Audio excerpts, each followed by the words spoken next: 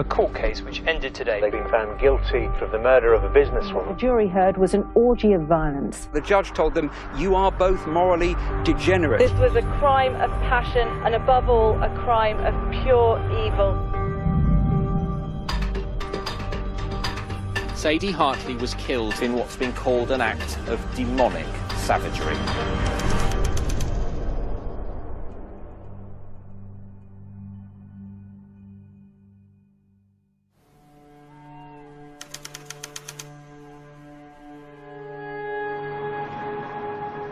Good evening, Lancashire Police. I'm just wondering whether you'd be able to do a check on my boss's address.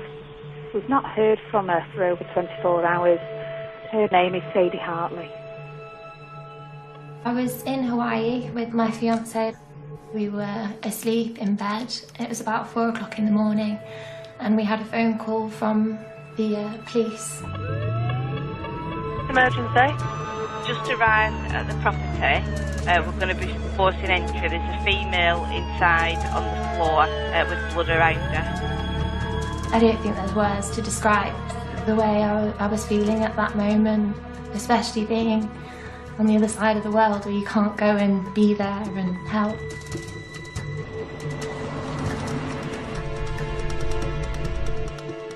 Everyone was smashed the window with gained entry. I didn't know whether someone had hurt her or she had fallen, and obviously that was the question I asked, and that's when they told me that somebody had done it.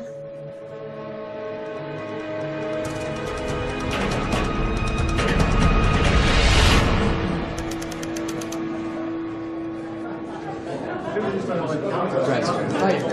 Thanks. Yes, thanks very much for getting us. I don't know if people have had the chance to see the photographs on the wall. That is a picture of Sadie. Okay, so just keep that in your mind. At least then you can associate and you can see, because when you see these images, there is a health warning because she doesn't look like that now. Police officers attended Sadie's home address last night. They've gone into the address, having forced to open the front door, and it's quite clear that she's been stabbed to death. Just to update you on the scene, I don't think I can underestimate the sight of what I saw, really, in terms of the severity of the attack on Sadie. I think it's true to say the extent of the injuries are something I've not seen. Sustained attack, clearly really violent and frenzied attack on effectively a defenceless woman in her own home. So Sadie is on the floor in the hallway, quite a way into the hallway really. It's not right on the doorstep. There are multiple stab wounds to her back, to her thigh, and those kind of areas. I've been a police officer for 25 years now. If there is anything that surprises me, it's probably the ferocity of the attack against a pretty defenceless lady in her own home. Thankfully that is very, very unusual. She's a successful business lady, and sadly she's lost her life in the most tragic circumstances. Just to say, really, it's very important to get that justice for Sadie, important to get justice for Sadie's family, so please, please be meticulous in your approach in everything you do. So if I talk to you now about Ian Johnston, so he is current partner. He left 10 days ago to go to Switzerland skiing, and she was meant to join him this morning. Ex-fireman Ian Johnston was Sadie Hartley's current partner. He was abroad on the night of the murder, so he's not considered a suspect at this stage. However, he has revealed an earlier suspicious incident. Previously, she was very unnerved by the burglary that they had in August, felt very unsafe being in the house on her own. It's the first time he's been away since that burglary. It would appear the person who's committed this offence has come in without causing damage to the premises and then left in the same way, really. So that sort of potentially identifies a number of hypotheses that it could be, going from potentially the perpetrators of a previous crime when she's had her house burgled in August last year, right through to somebody who knows her. This could be a random murder that has absolutely no rational reason for why they murdered Sadie. And they could strike again at any time, of course.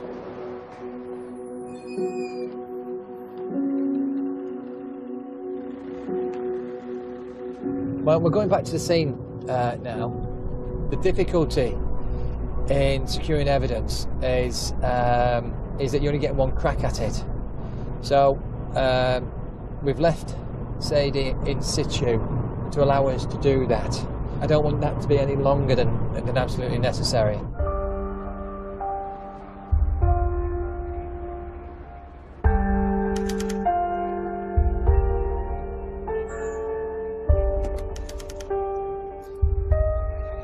Most of the homicide cases, the victim knows their attacker, and there's some sort of like conversation, some dialogue, whereas this looked as though it was almost immediate upon her answering the door.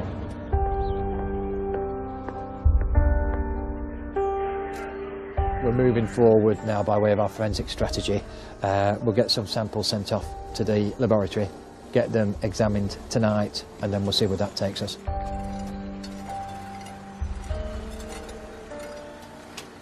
We've been called in to assist with house-to-house inquiries. Can you just have a look at this one, because that one's number 20. The street itself is a straight-through road with pedestrian access at one end, vehicular access at another. It's only got houses on one side of it, and they're very large detached houses.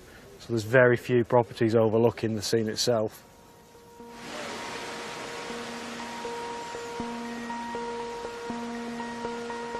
As the house is so secluded, there's an urgent need for witnesses.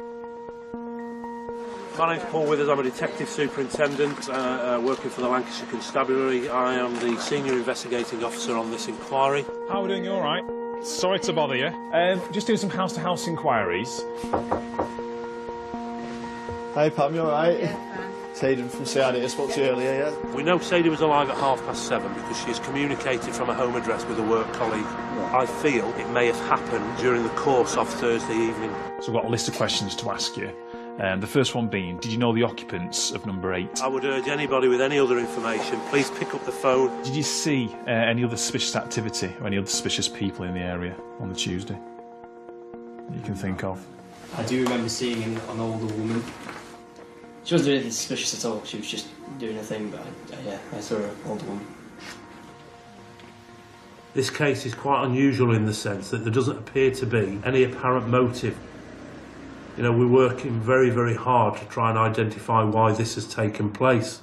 If it takes weeks, if it takes months, if it takes years, we will carry on and we will be unrelenting in our pursuit of the individual or the persons that have committed this offence against Sadie.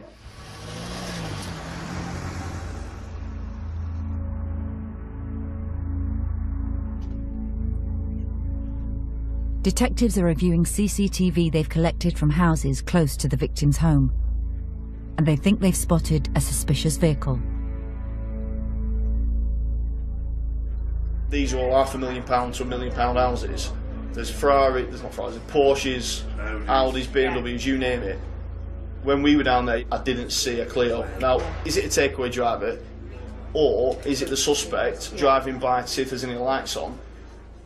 Then this is the next figure that comes across the road. Now, the Clio's only been gone 4 minutes. Right. You've seen the Renault Clio? Yeah. Have they done a recce Clio, done you, he'd see if there's any lights on? Have they, or singular? Murder weapons in there somewhere, isn't it? Yeah. But look at the arm movements. Has that individual got their hand in the right pocket? Yeah, I think so. Yeah, the left arm swinging. So. Pretty 99% happy that we have the offender on CCTV. Right, yeah. There's about 4 or 5 other CCTV opportunities, Andy, on that close. Right, okay. But certainly, mate, the Renault Clio is very, very apparent. Right, let's talk about some of the individuals involved. Obviously, Ian Johnston's come back, who's a long-term partner. Ian, if you remember, was overseas. He was in Switzerland skiing. He's come back on a plane this morning. He is obviously absolutely in pieces. Ian has told us that earlier in the week, whilst he was speaking to Sadie, she told him that some flowers arrived for her at the address on Tuesday evening, and she went to the door and saw a person in a baseball cap who handed over what she described as a cheap bunch of flowers. Sadie was clearly unnerved by this, according to Ian. She felt nervous and she thought there might be a link to a burglary that had occurred to that address back in August. In addition to Sadie's anxiety about the delivery of the flowers, Ian has revealed a new lead. a woman he was seeing whilst he was with Sadie. From the inquiries we've conducted with Ian, we've spoken to him about an ex-partner of his, a lady in her 30s that lives in the Chester area. Ian describes her as being somewhat obsessive, and as a result of that, clearly we began to concentrate on this lady. Around 2 years ago, we had a separate relationship with a lass who worked for the chill factory in Manchester. Okay. She sent a letter to our victim disclosing the relationship. Okay.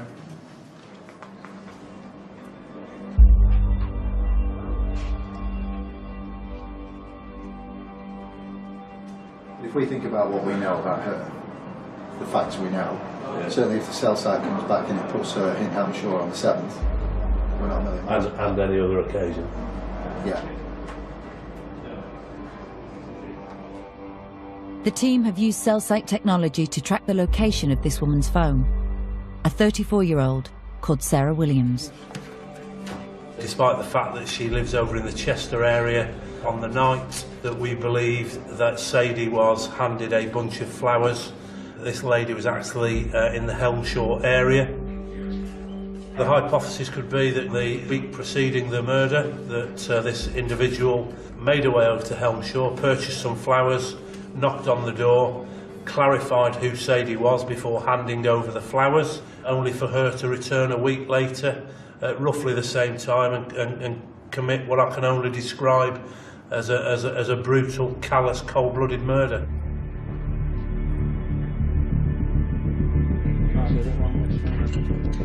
This could be a breakthrough, and the team now think they have enough grounds to bring the suspect in for questioning. Very important that we arrest the suspect this evening. You know, it could be that she's fled the country or she's not about.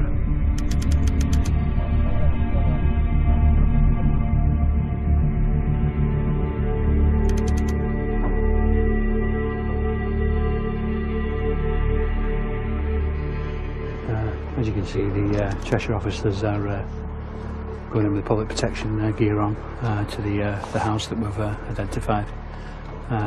They are going to have the element of surprise. They're breaking the lock and they're going to make an entry to the premises. Police! Police officers and taser! Police! It appears the occupant that we were looking for is at home, in bed. Sarah?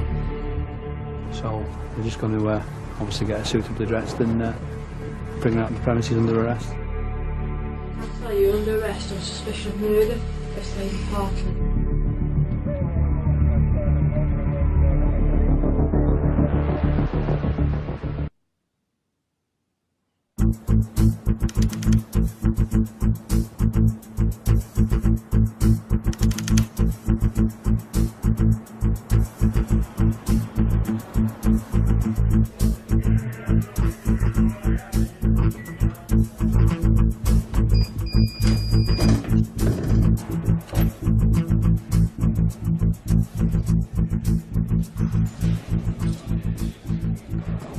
Okay, why's this lady here?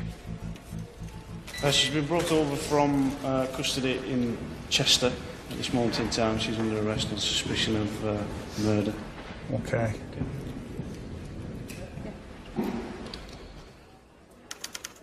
Police have now learnt that as well as her relationship with Ian Johnston, Sarah Williams has a 75-year-old boyfriend.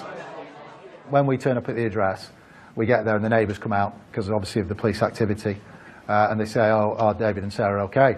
And we say, yeah, who's David? He said, oh, David's her boyfriend. He comes round every morning at 5 a.m. David's married. He's got a child.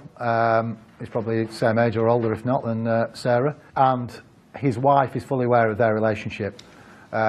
He describes the fact that he's been in a relationship with her, in a sexual relationship, that is, since she was 17 years of age.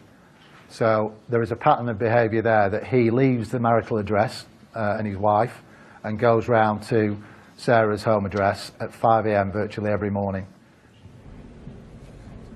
Do you understand why you've been arrested? We do need to ask some questions in relation to these really quite serious allegations. Give you a quick seat. Okay. And just stand up, put your hands over the wall. So, have you ever been arrested before? No. Are you working at present? Yeah. What do you do for a living? I sell ski holidays. You understand the grounds why you've been arrested? I understand the connection. Okay. Does anybody need to know you're here? Yeah, my boyfriend David. Okay, I need to get some details from yourself. Yeah. He's got my little dog. So what have you got? He's a Parsons Jack Russell.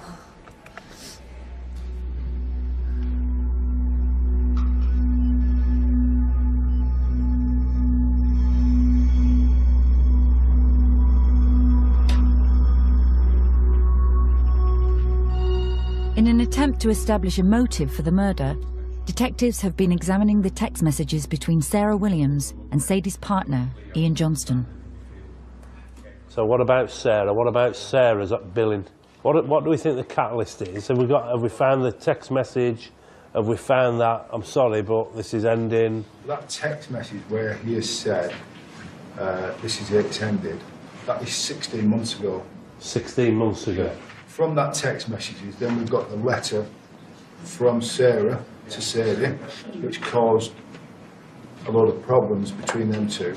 Yeah. During that time, Sarah has kept in contact with Ian. So not to cause any more problems between Ian and Sadie, he's just dropped the odd text to her. Certainly from her point of view, if you read the note section on her phone, it's there are essays and essays and essays of fantasy of what she wants him to do, and that's from her. That's from her. Well, that's in her phone. That's in her phone. So that's good evidence, that. Okay, let's just let that sink in. Let's nail down the communication between Ian and her. Yeah. And this almost fixation. Yeah. I think the letters are interesting. Yeah. Between the deceased and... Yeah, Sarah. Sarah. Ian clearly is a critical witness in this case because the suspect is an ex-partner of his who appears to have a particularly unhealthy obsession with Ian, and we believe this may be the motive, tragically, for Sadie's quite brutal murder. When somebody loses their lives under such tragic circumstances, I always feel for the families. You know, that's what drives me on, if I'm honest. It's imperative that we get some justice for the families that are left behind, the loved ones. Hopefully, you know, people who I've dealt with will say I've served them very well over the years, and that's what I intend to do for Sadie's family. My mum was a very fun-loving person. She didn't judge anyone. She literally didn't have anything bad to say about anybody. She was my hero in some respects. There was nothing I could ever fault about her whatsoever. She was looking to retire, and she was really, really looking forward to me and Robert having children and just spending a lot more time with us. I just want her to be remembered for just the happy, lovely lady she was, and that this wasn't supposed to happen to her. The fact that someone has taken her life for no reason whatsoever, I just think it's disgusting. Like, she's got 2 children, she's got a whole family that loves her, and it's just numbing. I feel strongly that it ruined me and my brother's life.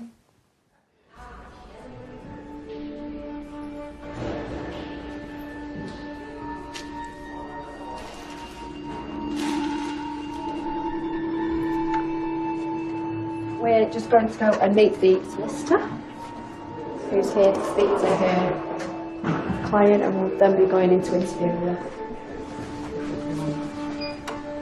You're sorted? Yeah, thank you. She is going to be talking to you. Good.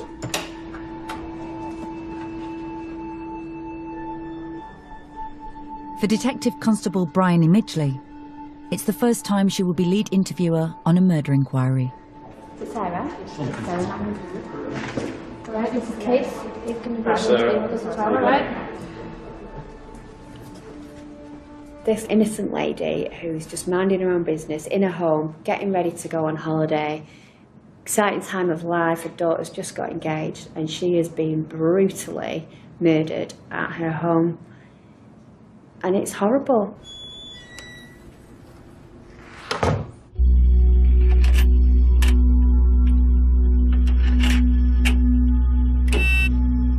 First thing I'm going to ask you, Sarah, is are you responsible for the death of Sadie Hartley? Definitely not. Definitely not. 14th of January this year, Thursday just gone. Yeah. Where were you? I was at home in Chester. Well, I got home at, I think, about 4. David met me at the house. I'd been sent home from work with a sickness. Well, then he went home, and then I went to sleep. I woke up the first time at maybe 9ish, but that was the dog that woke me up barking. Oh, that's what I did, I wiped up some dog sick.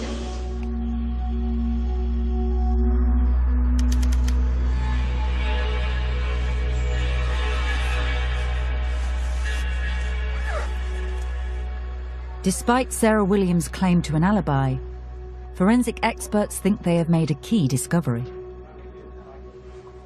Dom, I know you've got some forensic stuff that you need to show. The forensic update I had earlier on was there's some dilute blood in one of the bathroom sinks. He wants us to send that off in the morning first thing, along with our victim profile. Okay. Very quickly, the home address of our suspect appears to have been cleaned from top to bottom with bleach. Sadly, she appears to have missed a very small spot of blood on the sink. This is a real chink of light now that's come over this case, so fingers crossed. Yeah. If that is the deceased blood, to be any charge of murder.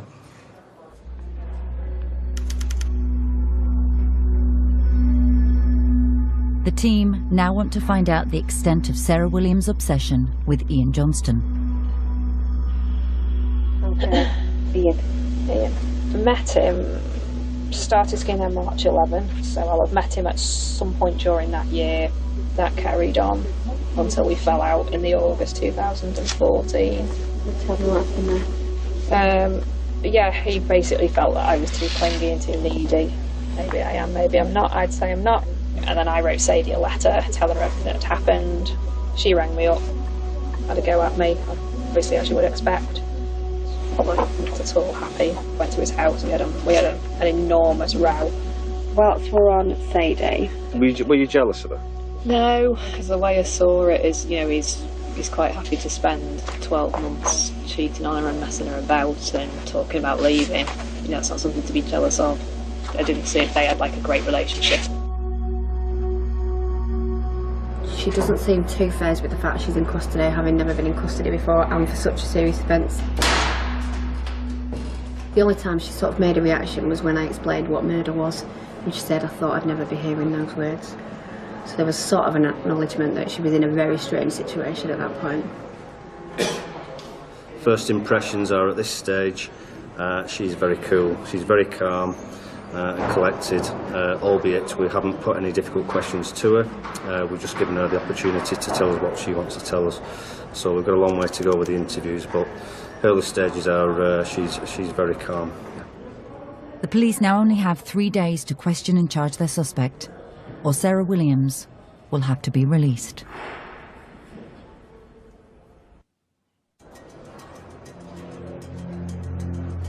It's day 3 of the investigation into the shocking murder of Sadie Hartley, and Detective Superintendent Paul Withers is now in sole charge of the 40 detectives involved in the inquiry. I'm happy with the way the investigation is progressing. Clearly we still don't have that golden nugget. The blood that's been recovered from the suspect's home address, if that comes back as the blood of the victim, you know, that's quite difficult to explain away in any police interview, and you know, I can't wait for that result to come back. The CCTV on the night of Sadie's murder, we could see that there was a Renault Clio that arrived on Sunnybank. We get the Renault Clio going on the close about 10 to 8. Yeah, it then comes off. Murder then occurs, I would suspect. I really think we probably need a team absolutely thrashing the life out of any CCTV opportunities. What time are we in there again, sorry? 2012 to 2020. Right, the murder weapon, we haven't got back. Mick, I need to be 1000% positive, mate, that has not been discarded in any of that wooded area opposite the addresses. Any streams, it all needs doing.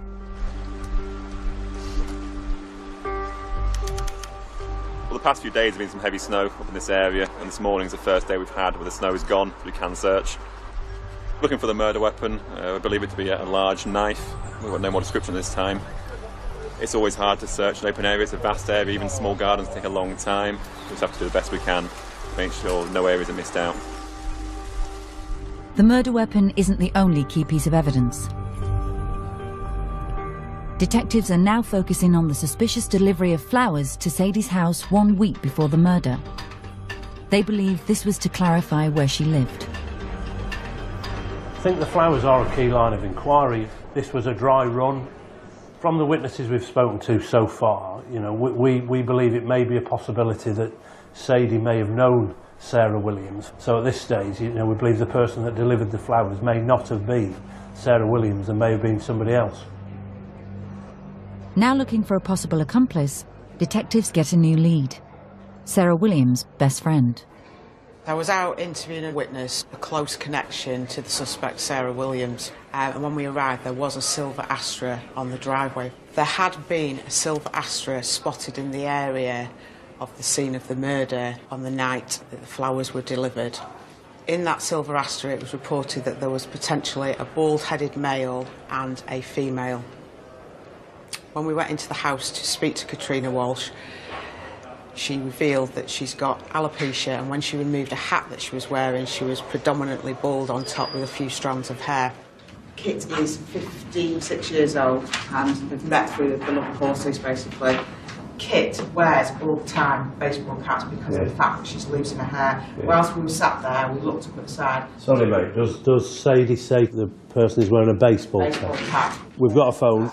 If that phone is in Helmshire on the 7th, clearly her status in the inquiry changes considerably. I believe she's the woman that delivered those flowers, because Sadie said it The was, description, the way she woman, behaved, not a girl. Right. But she's got baseball caps everywhere. And I said, Right. when you go out, what do you wear? She went, always wear a hat, always wear baseball caps. Yeah. So it's going to be her boss. Right. Definitely. Right, okay.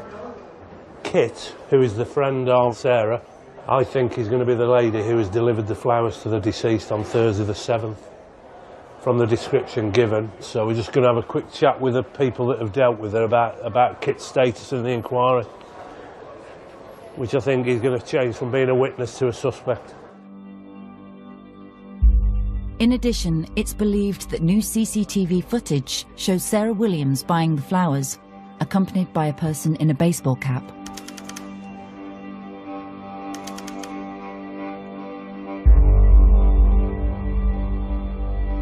Do you see a face on this?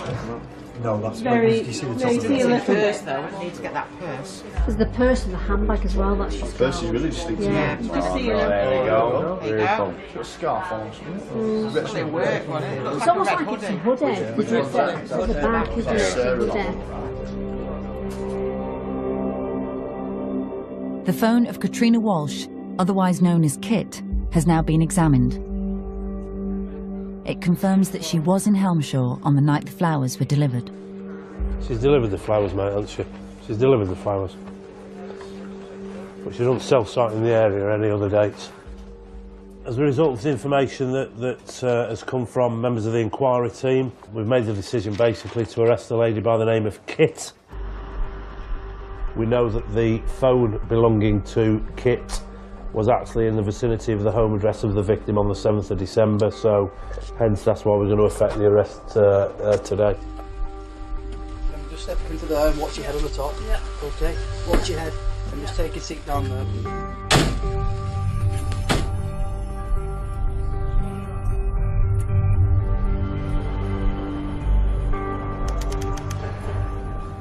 As we've come out of our previous interview, there's been a lot of information is coming through. Around the 7th of January, the flower delivery night, she denies going anywhere near that house, denies any knowledge of the house. And there's things coming up now that are stamping holes in her story that we need to challenge Sarah with. Bryony and the team have discovered Sarah Williams often visited Ian Johnston's former home, which is also in Helmshire.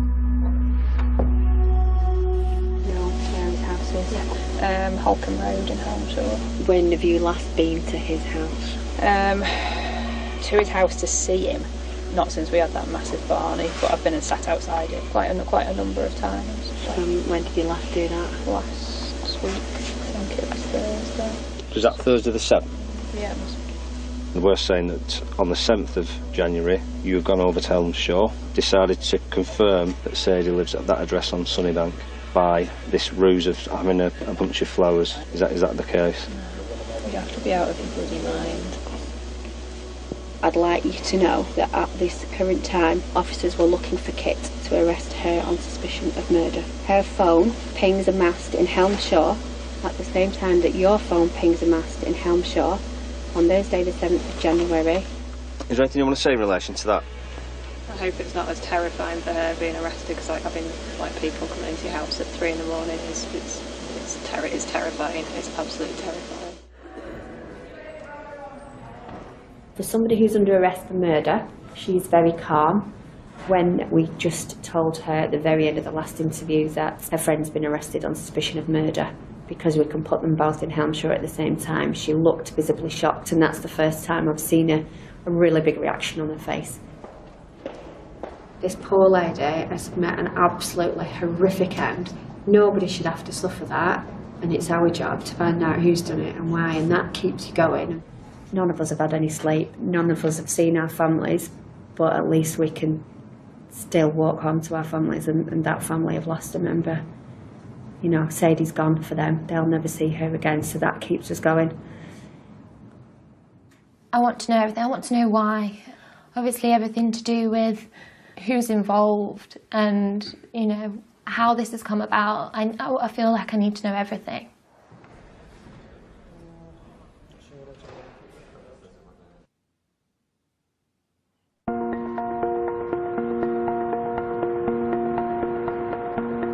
Lancashire police are investigating the brutal murder of businesswoman and mother Sadie Hartley. Evidence is beginning to mount, and now forensics have thrown up a new lead. There was an item which was stuck in the kind of roll top neck of Sadie's jumper. What we did, we sent that through to our forensic science lab. He indicated that he believed that it may be from a stun gun. He said they're mass produced, really low cost. You think of this poor lady who's either been zapped with it straight away, you know, perhaps our offender has said, I want to talk to you. Our victim's walking away. If you think where her body was located, it was probably about 10 feet into the hallway. You know, is she leading the way, and then she's done it on the back of her neck and then set about, and then she's been stabbed to death, you know, 50 knife blows. So, you know, absolutely top end this for me. And, you know, where she got this stun gun from.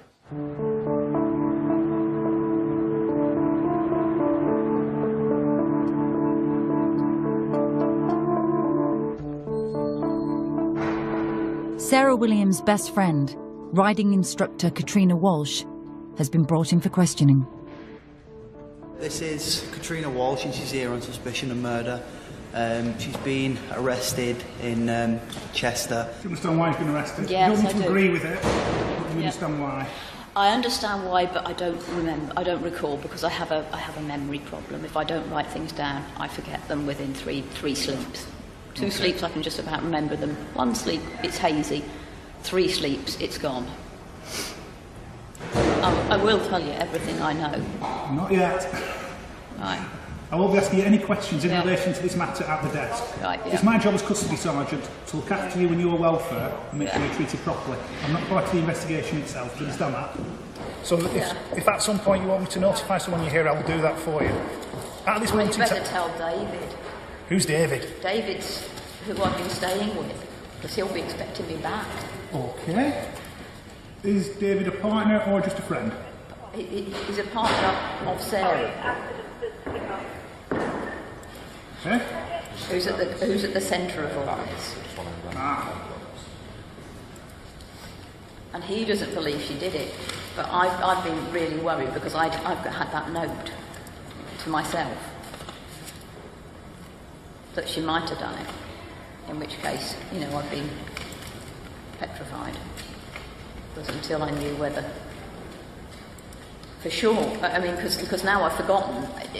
I couldn't be sure, and I also couldn't be sure if I'd done it. Katrina, yeah. if you had a solicitor here now, you would be advised not to comment at all on the allegations. Oh, right. I know it's an unsolicited comment.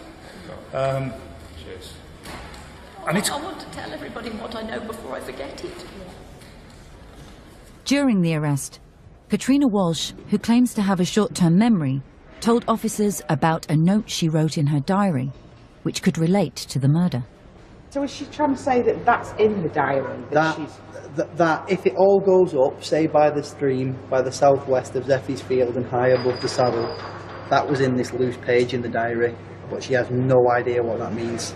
I thought Zeffie was a place. Zeffie's a horse. Yeah, I've just realised that in custody when she said, someone's going to have to look after my horse, Zeffie. Right. So I realised then. She said, you can't remember what that means, but she said she had to tell me before she forgot, and she flushed the page down the toilet. She's told one of the jailers that she keeps a diary because she forgets things, and she might have done something wrong. She's terrified of Sarah and believes if Sarah had asked her to do something or destroy something, she'd have been terrified and done it. She also mentioned hiding something near the stream where her horse is kept, either there or up near the saddle.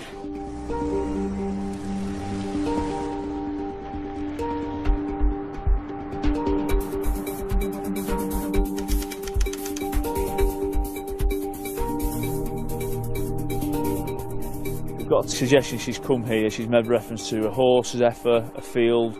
She has a stable here that the horse is kept in. Obviously we've got a list of items that we are particularly looking for, so the teams are briefed on what we might be looking for. A pointed weapon, potentially a knife. I've no further description, unfortunately. Some suggestion of a stun gun, like a taser. Mobile phones, Apple devices, vehicle keys and receipts, including financial documentation.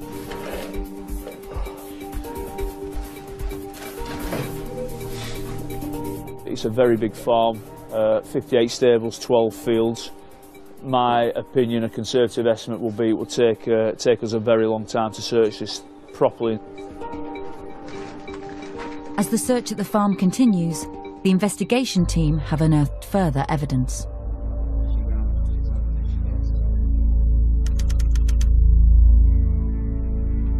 She's in, according to her interview, she's in bed.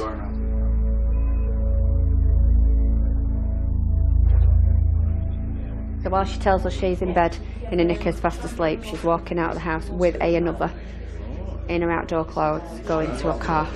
This morning I was at 95, this afternoon I was at 99, and now I'm about 110. The guiltyometer's flipped. Why has she not got no comments? She will do tomorrow. Why is she not now? Because she wants to talk. She wants to tell you. She's a psychopath.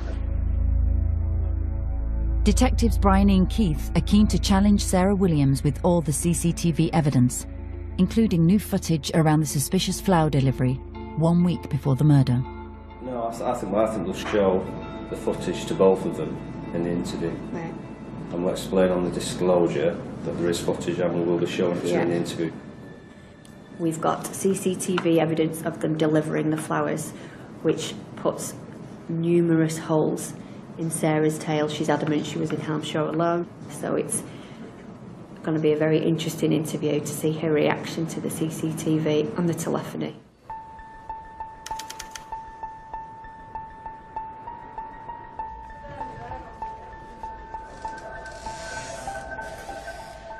She was very confident in the first interview, and I think that confidence is waning now, and I think she's realising that things are getting tricky, and they're going to get trickier for her, and I think that is why she'll probably go no comment now.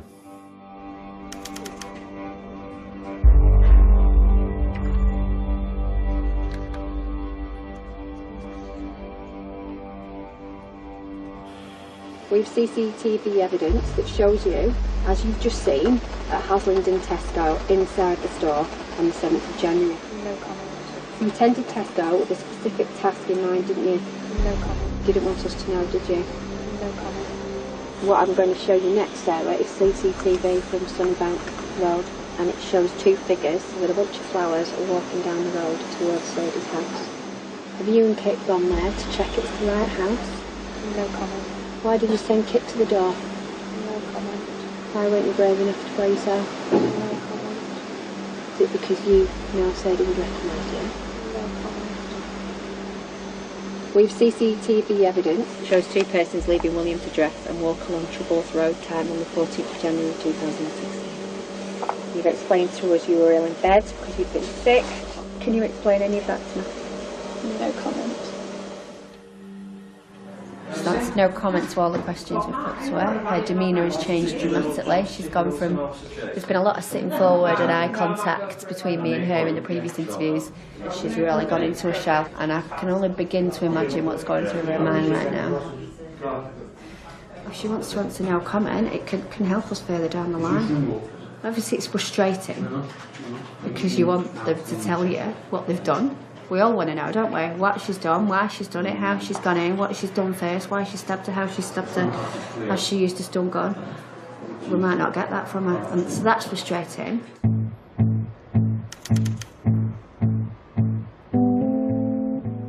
We're at the house of the suspect who's been arrested. As you can see here, there's numerous items been seized throughout the day. We've been here for just over 5 hours now. This is the main bedroom of the house. I think there were 68 exhibits from this bedroom alone. We're obviously looking for any knives, any other sharp objects, anything, specks of blood on shoes. One of the items seized from the house has caught the attention of Detective Superintendent Paul Withers. We're working very, very hard on a specific telephone that has been recovered from Sarah Williams' home address. That's an old Nokia. That was, I believe, found underneath a bed. We believe she had that phone with her on the night of the murder. The very first call it makes is to Crystal Holidays. It's a 14-second call, which we know is Sarah Williams' employers. Yeah. There's very little use of it then on the 7th until 7 minutes past 3 in the afternoon, when it makes a 17-second call to Hartley Taylor Medical Communications. All right, has everybody got their head around that? Yeah? She uses that phone that she's clearly took to do the job, and she uses it in the morning to ring her workplace, and then in the afternoon she rings Sadie's workplace. The information from the phone has also helped with another critical line of inquiry, the suspicious Renault Clio. Well, from the research we've done on her phone, we've got some numbers. From those numbers, they were all people that were selling vehicles. We went to the last one in the list, thinking if there's no more activity after that, she's bought that car. And lo and behold, the gentleman's disclosed that he sold the car, a blue Clio, to a lady who paid cash. So we've got the registration number, we know what the car is. Right, where is it? Yeah, that car will be absolutely saturated with blood. We need that car back tonight, ladies and gents. Finding the car is crucial, as it could forensically link the suspect to the crime. But so far, attempts to find it using number plate recognition cameras have proved frustrating. That is a Renault Clio. Sergeant Mark Sharples has now worked out why it's taken them so long to identify the vehicle.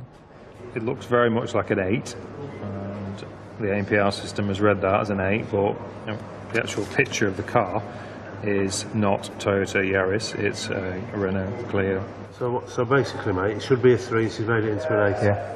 It's unbelievable, isn't it? So, well done. You're as good as your last job, Sharples. That's a good job.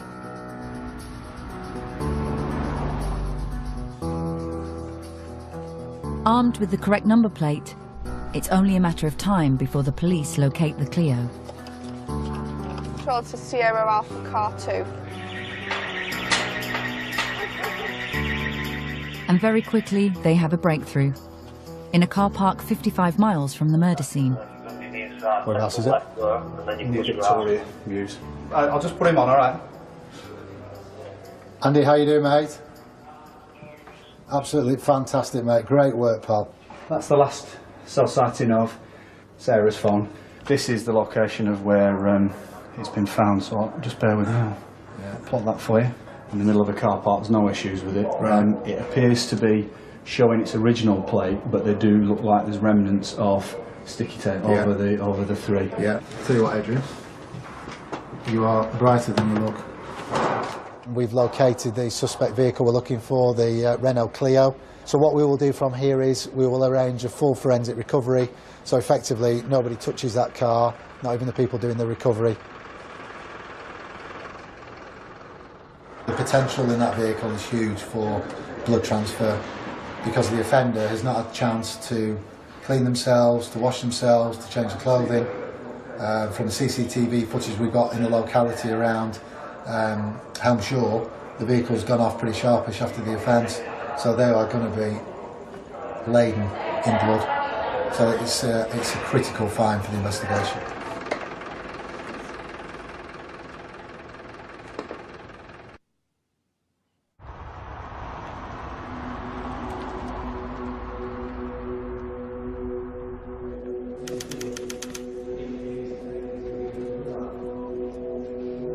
.55-year-old riding instructor Katrina Walsh has been arrested for the murder of Sadie Hartley. Should we go?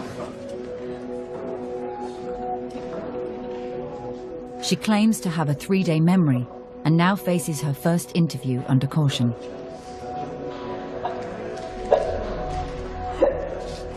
At the moment, it is still very unclear what her role has been throughout these proceedings.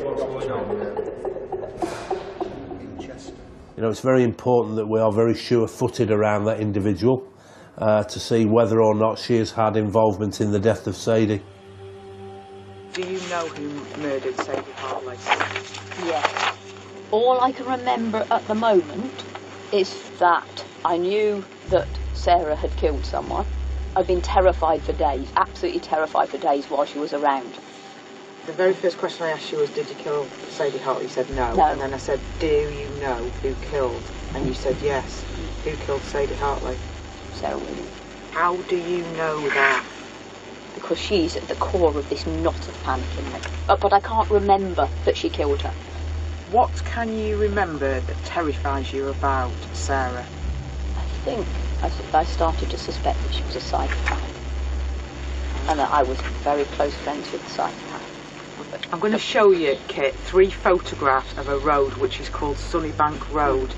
Okay. Do you remember Sarah in connection with this property? Yes. What does she instruct you to do?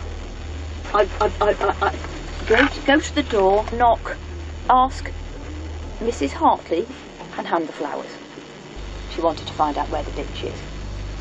She wants to take Ian off the bitch. Walsh has been assessed when she initially arrived in custody here, you know, and they clearly deemed her to be fit. She was interviewed at length and she had a good recollection of a lot of the stuff that went on. You know, I wouldn't know whether she has memory issues or not. My view is probably not. That was bought by Sarah in Germany. I basically went like that out the folder, and as I went like that, yeah, that's fine. She went, Germany, Germany, Germany, Germany. Fine. So, as it comes out, they've been on some form of road trip. We need to get our diaries out to find out when they've been to Germany. We've had some information today that suggests that Sarah Williams may have actually driven to Germany to buy the stun gun, which we fear she may have used to incapacitate Sadie before she's been stabbed. So, you know, this has been planned for a number of weeks, and again, you know, I find that quite chilling, really. Mrs. Hartley is the bitch. It's Ian's partner, isn't it? Mrs. Hartley, she's Ian's partner, and it was like, she wants to get rid of her. She wants to get rid of her. She would kill her. She would kill her. And this is how she's talking. It is properly like a trance.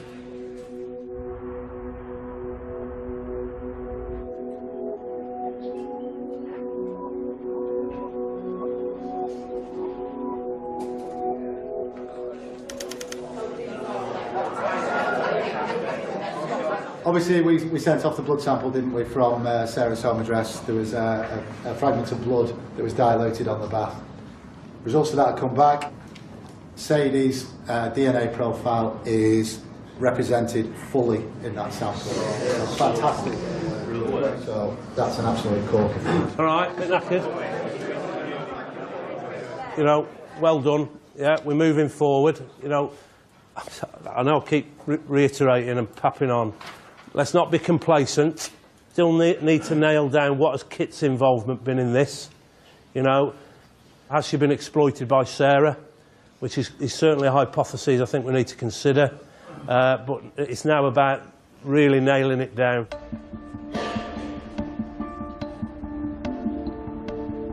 We're going to put everything to her now. We need to go into the day of the murder. We've skirted around it a long time now, so it's time to discuss weapons, injuries, how she's committed the murder. But the evidence now is getting so overwhelming and so compelling, and that blood, there's no other explanation from what she's told us so far about her relationship with Sadie as to how Sadie's blood could be in her bathroom.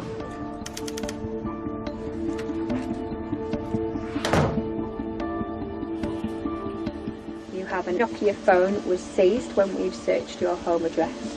First call it makes is the phone number of Sadie Hartley's business. No comment. So Sarah, the victim of a really ferocious stabbing, we have her DNA in your bathroom. Is there any feasible reason how that could have happened? No comment. Sarah Williams has now been interviewed for just under 6 hours. We need to make sure that everything is completely watertight and there won't be any bits for the defence to pick on, or any holes or loopholes or bits that we've missed that they can say, well, if you'd have asked my client at the time, she would have said, this lady needs justice, her family needs justice, somebody needs to be convicted for this murder, the right person needs to be convicted for this murder. My mum was just such a trusting, loving person that if there was an issue, all you had to do was talk to my mum. She never ever got confrontational, she never got cross, she was never angry. All she ever wanted to do was talk things through. And I feel like if that had happened, this wouldn't have happened, and she would still be here with us today. It was pointless. Katrina Walsh will now be interviewed for a second time. This will be filmed to be used as evidence in court. With Sarah Williams refusing to talk, this testimony could prove to be crucial. What evidence is it that you've hidden? I've hidden a zapper, a knife, the soles of some boots. Tell me what a zapper is. It's a black thing with a squeezy, and it's got prongs, and it makes a horrible crackly noise. The next item on this list, what does that say? A knife. Right, tell me about that. It's a knife, and I suspect, at the time I suspected it's killed somebody. Okay, why do you suspect that? Because I've been told to destroy it.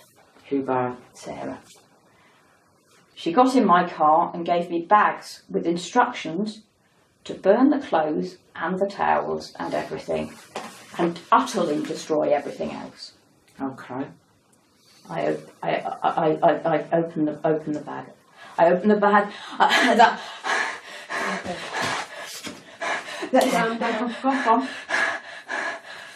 Go on. She's done it. She's done it. She's done it. She's done what? She's killed somebody. She's killed somebody. How do you know that? There's a knife and the zapper and. All right. Okay. I've got evidence. I've got evidence.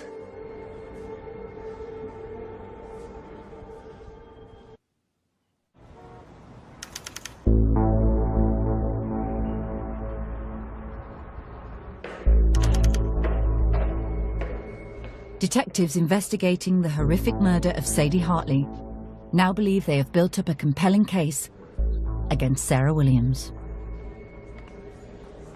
We've finished the interviews. CPS have authorised charge, so we're going to go and charge Sarah with Sadie Hartley's murder.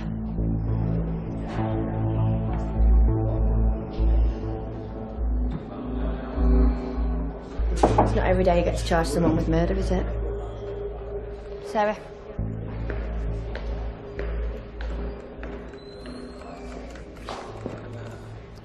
Okay, Sarah, CPS have authorised us to charge you. So I am charging you with the offence of murder. That on the 14th of January 2016 at Helmshire, you murdered Sadie Hartley, contrary to common law. You do not have to say anything, but it may harm your defence if you do not mention now something which you later rely on in court. Anything you do say may be given in evidence.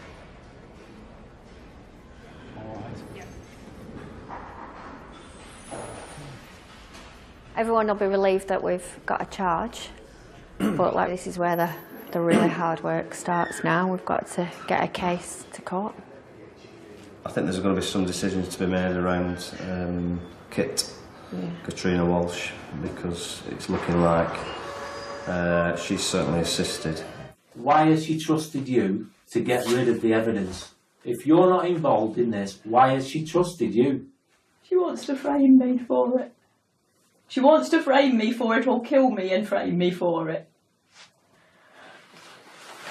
At that stage, that's all I can think. Why didn't you walk into a police station and speak to the police? Because whenever I was that frightened, I was more frightened of her than anything else.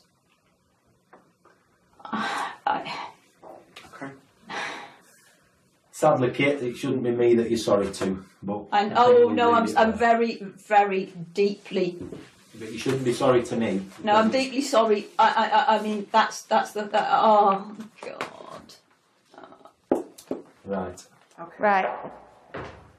Take that one for you. Am I right to get some more water? You've got a full water there.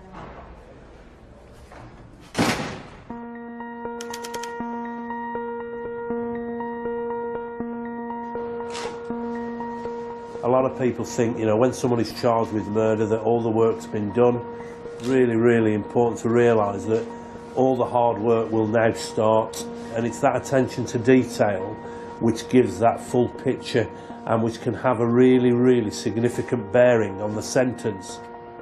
With forensics confident that there are considerable traces of blood in the car, the team can focus again on Katrina Walsh. Katrina, talk to us about Katrina. She thinks, and this is the theme throughout when we've been asking, why have you done this? We're playing Hunted. They've been watching a programme called Hunted, which is where you hide from the authorities. It's just a game. Nobody gets hurt. It's just a game. Is there anything about the murder weapon, the knife or the taser? She will be able to tell us where all these items are. Right. We clearly need to get her out. We need to get that evidence back, and because it supports what she's telling us.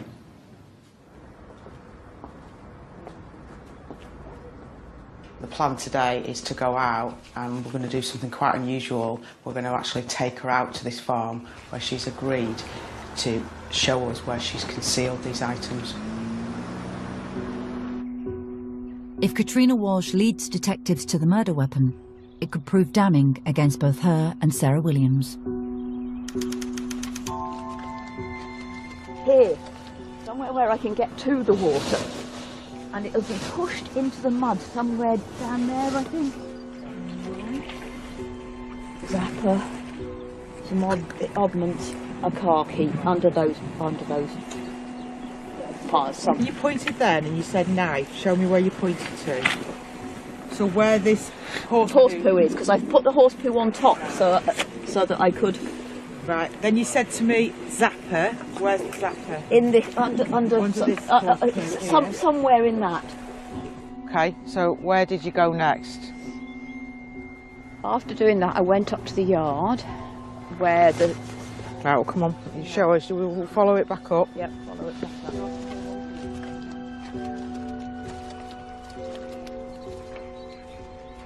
She said on her walk round, she's pointed to places where she's put things. So there's the knife and the taser. She's explained that she's pushed into the ground on the bank.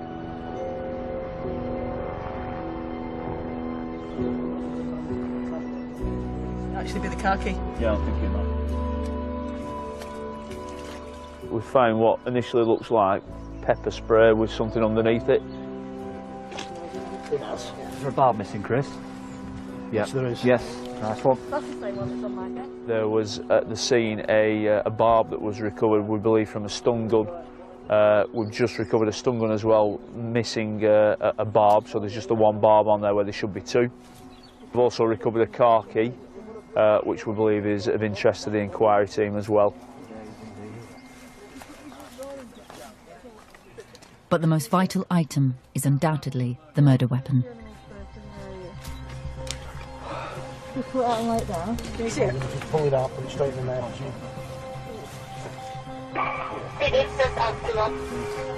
Wow. Big, isn't it?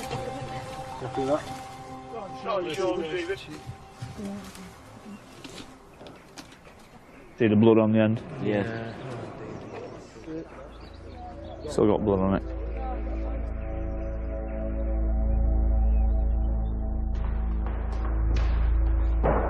Police are now convinced that Katrina Walsh played a willing and significant role in Sadie's murder.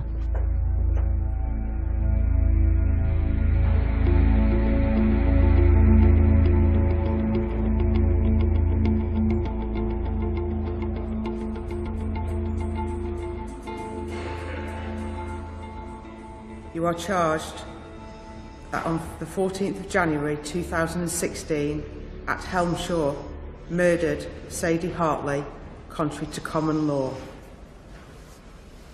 No, I didn't. You don't need to make a reply. Katrina, do you want to make any reply to that charge?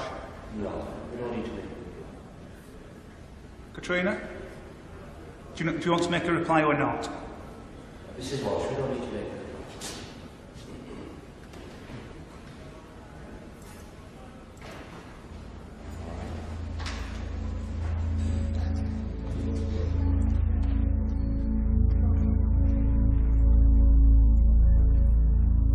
It's quite chilling actually when you consider the meticulous planning that has gone into this over a number of weeks. In the weeks ahead, hopefully that will be presented before the Crown Court.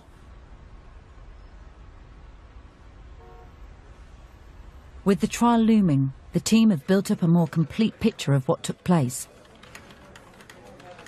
and have discovered some compelling new evidence which further implicates both Williams and Walsh.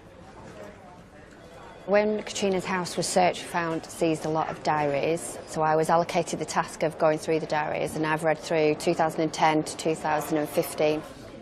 The planning for the murder came a lot earlier than we thought it would have been. I think it's about 18 months in advance that is the first mention of taking Sadie out, or words to that effect. So Katrina's defence in interview was that she didn't know anyone was getting murdered, it was all a game. She did know somebody was getting murdered, and she was very much implicit in that. She writes at one point, I may take part in this, and I'm quite excited by it, I can't sleep. I think she has a glass of Southern Comfort to calm her nerves after the first day of planning. I think the relationship between them is quite a bizarre relationship. It's almost as if Katrina Walsh is almost infatuated with Sarah Williams, and there are parts where it appears that Sarah Williams may be financially exploiting Katrina Walsh as well as other people. You can see the page is ripped out there. There's 2 full pages, there's amendments, there's crossings out. But she obviously realises there's incriminating stuff in there, else she wouldn't have gone back and ripped key passages out. But having read these, I very much doubt she's got a memory issue, because she's remembered that she needed to go back and cut things out. So she says, poked Sarah, who said she would ring. I guess Ian getting back has sent her craziness off again. Relaxed and got a call in the afternoon, and Sarah came round, so got caught up in endless murder plots for Ian's other half. I'm going to be involved now, heaven help me. I have no moral qualms, just a serious don't let us get caught twinge. Her diaries have just completely blown her defence out of the water. August 2014, she's been writing about murdering Sadie, so she did know somebody was going to get killed, so it's really key evidence. With both defendants pleading not guilty, the trial is a long and painful process for Charlotte and the family. I want to be there every single day. You just want to hear everything to almost try and make sense of it. I don't know if it'll ever help myself or my brother. I don't think anything will. I want to know why. I don't think we'll ever get the answer why.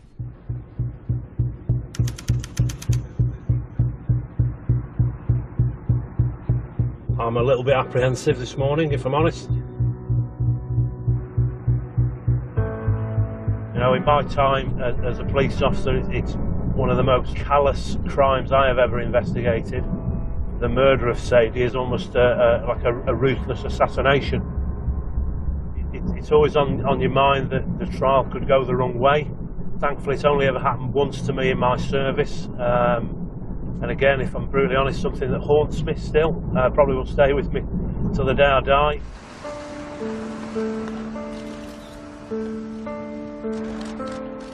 You look at the planning that has gone into this from Williams and Walsh. You know, I almost think they thought they were planning the perfect murder, and that clearly Williams thought she would be able to get away with this. Well, they're actually amateurs.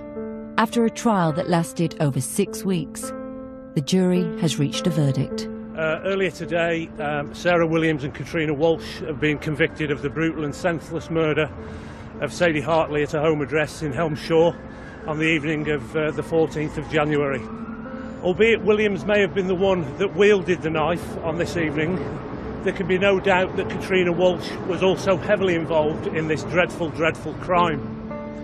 All right, look after yourself. Yeah. Sending whoever has done this to prison, of course that'll put peace of mind in, you know, for myself and my brother, but it doesn't bring back my mum. And obviously, you know, 30 odd years in prison, they're still here. My mum's not here anymore.